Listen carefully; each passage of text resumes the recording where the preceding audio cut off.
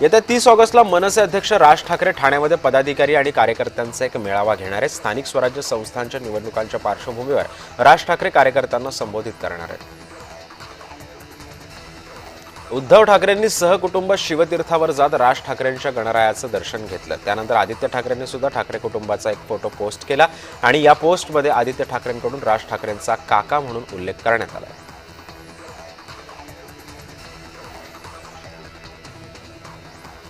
मनोज जरांगेंना एक दिवसीय आंदोलनासाठी परवानगी मिळाल्यानंतर उपमुख्यमंत्री एकनाथ शिंदेंनी प्रतिक्रिया दिली। आंदोलनामुळे गणेश भक्तांची गैरसोय होणार नाही याची काळजी घ्या असं आवाहन जे आहे ते एकनाथ शिंदेंनी केलं आहे। मनोज जरांगे पाटील यांची मराठा समाजाविषयीची जी मागणी आहे ती रास्त असून आम्ही त्यासाठी पाठीशी आहोत अशी प्रतिक्रिया शिवसेनेचे आमदार हेमंत पाटील यांनी पत्रकारांशी बोलताना दिली आहे।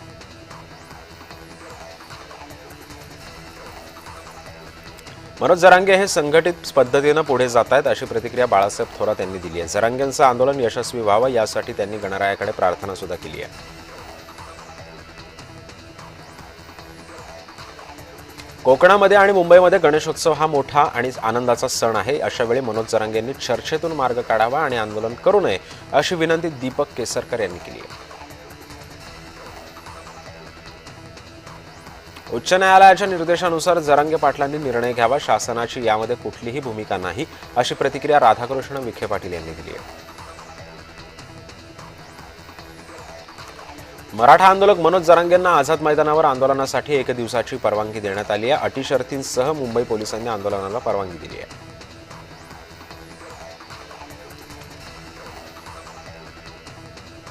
मुंबई पोलिसांनी आझाद मैदानावर आंदोलनाला परवानगी दिल्यानंतर जरांगेंनी मुंबई पोलिसांकडे हमीपत्र सादर केले। या हमीपत्रामध्ये त्यांनी पोलिसांनी घालून दिलेल्या अटी आणि शर्तींसह कायदा आणि सुव्यवस्थेच्या अनुषंगाने 20 आश्वासनं सुद्धा दिलेली आहेत। मनोज जरांगे मराठा आंदोलकांसह अंतरवाली सराटीतून मुंबईच्या दिशेने निघालेत। मनोज जरांगेंच्या ताफ्यामध्ये 10 ते 20 हजार गाड्या असणार आहेत। जरांगे पाटलांच्या ठिकठिकाणी मराठा समाजाकडून स्वागत सुद्धा केले गेले। अनेक ठिकाणी जेसीबीनं फुलं सुद्धा जरांगेंवर उधळण्यात आली आहेत। कृषी मंत्री दत्तात्रय भरणे बारामतीमध्ये भवानीनगर कारखाना शेतकरी मेळाव्याला हजेरी लावणार आहेत। शेतकऱ्यांनी आधुनिकतेकडे गेलं पाहिजे, चांगलं उत्पन्न घेण्यासाठी एआयचा वापर केला पाहिजे। शेतकऱ्यांचे प्रश्न राज्याचे मुख्यमंत्री आणि दोन्ही उपमुख्यमंत्री त्यांच्या माध्यमातून सोडवतील असं आश्वासन सुद्धा भरणेंनी दिलं आहे।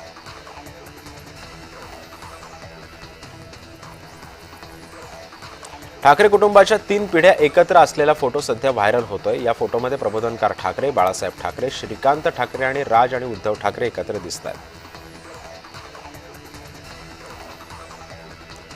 हिंदू समाज प्रत्येक गल्लीबोळामध्ये गणेशोत्सव साजरा करतात। जरांगेंना गणेशोत्सवानंतर आंदोलन करता आलं असतं तर राजकीय पक्षांनी सुद्धा त्यांना समर्थन दिलं असतं। त्यांनी विचार करायला हवा अशी प्रतिक्रिया मंत्री चंद्रशेखर बावनकुळे यांनी दिली आहे।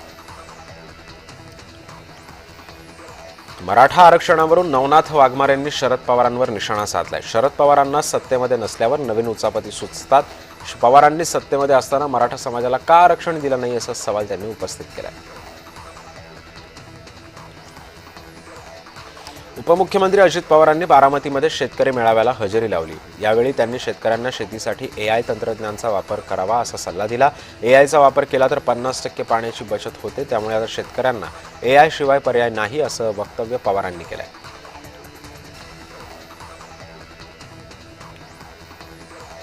नाना पटोलेंनी मराठा आंदोलनाबाबत काँग्रेसची भूमिका स्पष्ट केली आहे। जातीनिहाय जनगणना करावी, यातून आता आरक्षणाचे सगळे प्रश्न मार्गी लागतील अशी प्रतिक्रिया पटोलेंनी दिली आहे।